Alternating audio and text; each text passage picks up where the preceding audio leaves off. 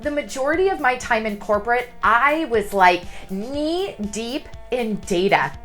I worked for a company that at the time had the world's largest database of shopper purchase history. So while I wasn't in data science or analytics, I was in business development and sales. I was in the data day in and day out. I was taking the data to show brands and marketing teams how if they leveraged our data, they could help grow their business. But I was using our data to sell the point. And I'm so grateful because I use data all the time. In fact, I use data in nearly every type of communication that I have. I traditionally think about data in terms of helping mobilize people in a certain way. So one way to use the data is to kind of clear the waters in terms of emotion, right? So if we want to get rid of people having too much emotion in the decision, we can bring data to help illustrate the point, whether that's in their favor and our favor, but the data really paints a pretty crystal clear, oftentimes black and white picture to help us make a decision moving forward. So I'm used to using it in that capacity.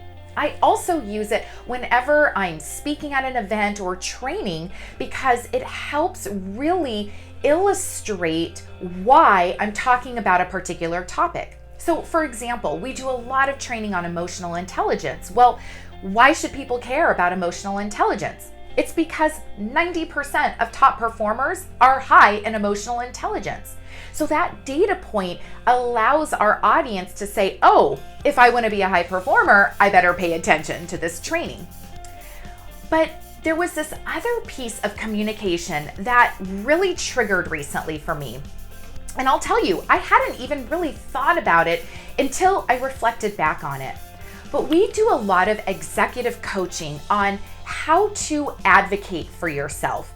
And certainly we want people to be going in and showing up and doing a great job and collaborating with people and have people become sponsors of them. Like all of those things are absolutely what you should be doing. But you have to advocate for yourself. And a lot of people, especially those that we coach, both men and women, have a hard time advocating for themselves. They feel like they are bragging, that they sound, too arrogant. I hear that word a lot.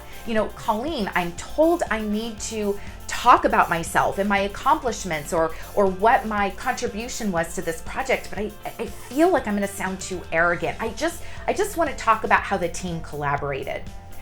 And look, like you have to speak up for yourself. You're the salesperson of yourself. If you want to be receiving that raise or that promotion, or you want to have an opportunity to work on a particular team or project, at the end of the day, you are responsible for that.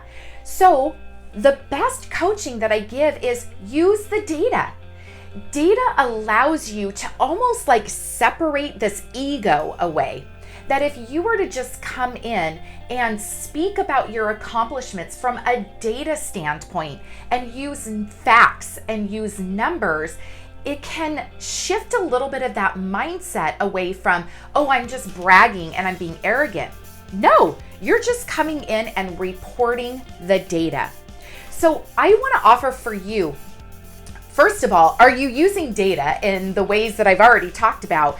But especially if you are lacking some of that confidence or you're concerned that you might be too arrogant, leverage the data to advocate for yourself. So take a look, find where you can use data starting today. And comment below if you have a thought on that or a place that you've used data and it's worked for you. Share that with our community here. We're here to shift the paradigms for what leadership means in today's world. Until next time.